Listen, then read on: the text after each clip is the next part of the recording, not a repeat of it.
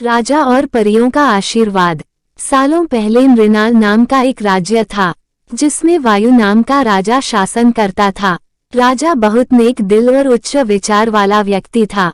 वह सबके साथ समान व्यवहार करता, चाहे वह कोई निम्न जाति का व्यक्ति हो या फिर कोई उच्च जाति का। हर छोटे बड़े त्योहारों में सोने के सिक्के दान दिया करता। दान लेने के लिए दूर दूर से लोग राजा के महल में पहुंचा करते थे। राजा बहुत दयालु था। एक बार त्योहार में राजा गरीबों को दान बांट रहा था तो दूर बैठी एक सुंदर सी परी राजा को देख रही थी। अंत में जब राजा ने दान बांट लिया तो उस परी ने एक बुढ़िया का वेश धारण कर लिया और राजा के पास दान लेने आई। लेकिन तब तक राजा का दान खत्म हो चुका था। राजा ने दान स्वरूप उस बुढ़िया को अपने हाथ में पहने सोने के कड़े उतार कर दे दिए। उस बुढ़िया ने राजा के सर पर हाथ रखकर उसे आशीर्वाद दिया, जिससे राजा अत्यंत खुश हुआ। एक दिन राजा अपने भवन के बगीचे में बैठा हुआ था।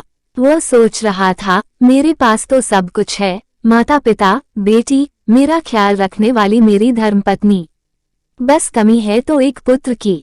एक पुत्र होता तो मैं अपने वंश आगे बढ़ा पाता। पता नहीं भगवान ने मुझे इस खुशी से क्यों वंचित रखा। वह अपनी सोच में डूबा हुआ था कि कहीं से उसकी गोद में एक सेब आकर गिरा। उसने इधर उधर देखा कि यहाँ मेरी गोद में सेब कहाँ से आया होगा, क्योंकि जिस बगीचे में वह बैठा हुआ था वहाँ तो दूर दूर तक कोई भी सेब का पेड़ नजर नहीं आ रहा था। तो ये सेब यहाँ कहाँ से आया होगा। तभी राजा को दूर बहुत सारी परियां दिखी। उसमें से एक भूरी आंख वाली परी राजा के सामने आई और उसने राजा को बताया कि जिस बुढ़िया को राजा ने अपने सोने के कड़े दान दिए थे वो परी वही है। उस परी ने राजा से कहा, तुम एक साफ दिल के इंसान हो और मुझे पता है कि तुम्हें पुत्र प्राप्ति की इच्छा है। ये सेब मैंने ही तुम्हें दिया है। इसे तुम अपनी पत्नी को खिलाना, जिससे 9 महीने बाद तुम्हें पुत्र रत्न की प्राप्ति होगी। लेकिन मेरी एक बात याद रखना, तुम्हारे भाग्य में पुत्र रत्न का सुख नहीं है, परंतु तुम बहुत दान करते हो, सबकी सहायता के लिए आगे रहते हो, इसलिए मैं तुम्हें इस सुख से वंचित नहीं रखना चाहती हूँ। तुम्हारा पुत्र केवल 25 वर्षों तक ही जीवित रह पाएगा। राजा परी की बात सुनकर दुखी हो गया और बोला, ऐसे सुख का क्या फायदा, मुझे पुत्र मिलेगा तो भी कुछ पलों के लिए। मैं अपना बुढ़ापा किसके सहारे काटूंगा।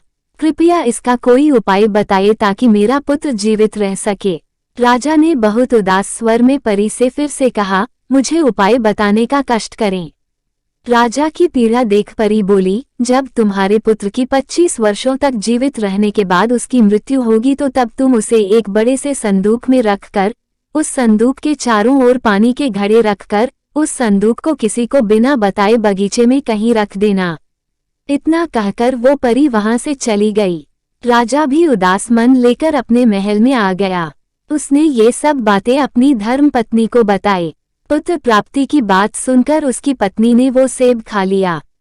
9 माह बाद राजा को पुत्र की प्राप्ति हुई। राजा अपने पुत्र को देखकर इतना खुश था कि वो ये बात भूल गया कि उसके पुत्र का जीवन काल सिर्फ 25 वर्षों का ही है। उसने अपने महल में भव्य आयोजन रखा। जश्न में शामिल होने के लिए दूर दूर से मेहमान बुलाए गए। खुशी में डूबे राजा ने अपने पुत्र का नाम शिवा रखा। धीरे धीरे समय बीतता गया। राजा बूढ़ा हो गया और राजकुमार शिवा 25 साल के हो गए।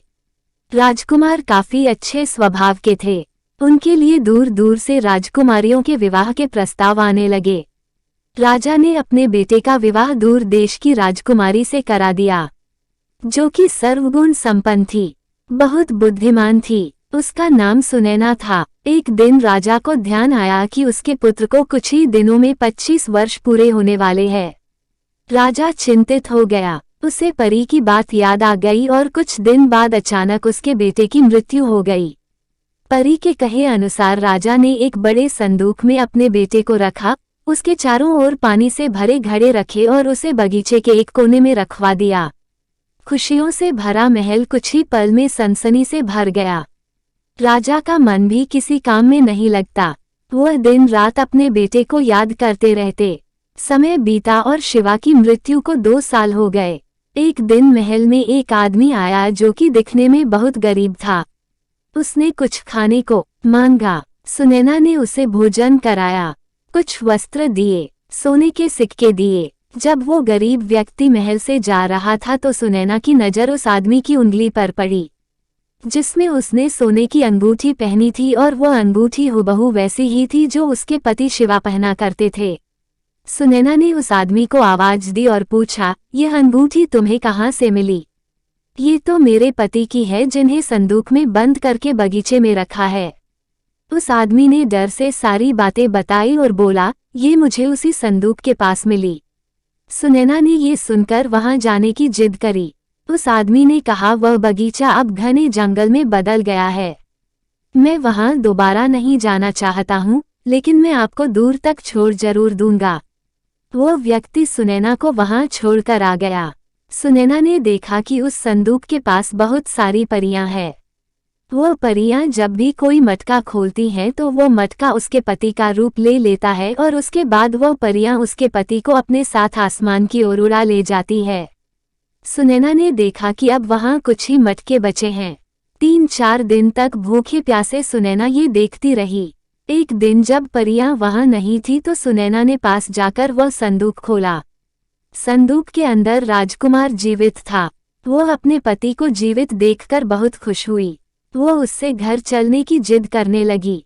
शिवा ने कहा, मैं इस धरती पर परियों के आशीर्वाद से आया हूँ और मैं इस तरह नहीं जा सकता। तुम एक काम करो, इससे पहले कि पारियां सारे मटके खोल दें, तुम एक मटका ले जाओ और घर में कहीं छुपा देना, जिससे कुछ समय बाद तुम्हारा एक जादुई पुत्र होगा। लेकिन उस पुत्र की आयु भी सिर्फ 25 साल ही होगी, इसलिए पुत्र जन्म के बाद तुम एक जश्न का आयोजन करना, जिसमें तुम परियों को भी बुलाना। परियां उस बच्चे को देखकर समझ जाएंगी कि वो बच्चा तुम्हारा नहीं है। वो उसे तुमसे वापस मांगेंगी, तब बदले में तुम उनसे उनकी जादुई शक्तियां मांगना। परियों के लिए उनका जादू सबसे प्रिय होता है। उसके बिना उनमें कोई शक्ति नहीं रहती। अगर वो अपना जादू तुम्हें ना दे तो तुम आशीर्वाद के रूप में मुझे जीवित करने की मांग रख देना। शिवा की बात मानकर सुनैना वहां से एक मटका लेकर चली गई। महल में पहुंचकर उसने सारी बातें अपने सास ससुर को बताई। उसने मटके को घर में छिपा दिया। 9 महीने बाद उसे पुत्र की प्राप्ति हुई और महल में शानदार दावत रखी गई। परियों को जब ये सब पता चला तो वो भी महल में आ गई और सुनैना से बच्चा मांगने लगी। शिवा के कहे अनुसार सुनैना ने बच्चे के बदले परियों से उनका जादू देने को कहा। परियों को जादू प्रिय था तो उन्हें जादू के बदले कुछ और मांगने को बोला। तब सुनैना ने कहा, मुझे मेरे पति का जीवन दान चाहिए। मैं उनके साथ अपना पूरा जीवन व्यतीत करना चाहती हूँ। परियों ने सुनैना की बात मान ली और उसके पति को जीवित कर दिया। बदले में परियां वो बच्चा ले गई। कुछ समय बाद सुनैना फिर से गर्भवती हुई और उसने एक सुंदर से राजकुमार को जन्म दिया। इस परियों की कहानी की सीख है कि हमें हर किसी के साथ विनम्रता दिखानी चाहिए। हमारे अंदर दया की भावना होनी चाहिए।